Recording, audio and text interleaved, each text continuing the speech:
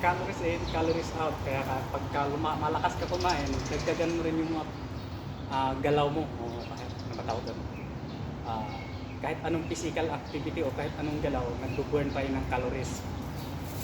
Kung nasa bahay ka naman, ay yung lahat ng mga hugasin dyan, hugasan mo na. Tapos yung, ano ba, basta gumalaw ka lang ng gumalaw. Kahit anong gawin mo sa loob ng bahay, basta gumalaw yung katawan mo, nagbo-burn ka ng calories. Kaya pwede ka nang kumain ng mas marami. Kasi, kasi ano yan eh, tuloy-tuloy naman yung galaw mo, tuloy-tuloy yung paggamit mo ng energy. Siya nga pala, ang calories, yun po yung total energy sa lahat ng mga kinakain natin galing sa fats, sa carbs, tsaka sa protina. Ang mga source natin sa protina, isda, karne, lahat naman talaga mga kinakain natin may protina, may carbs at saka may protein yan. So iba't ibang ano lang, ito, degree.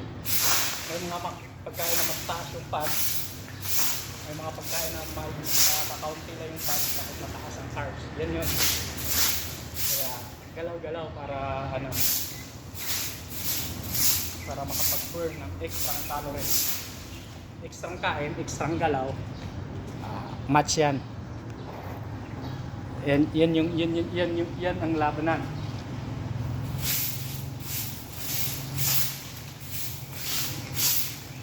Weekend ngayon kaya dagdagan natin ng kaunting galaw.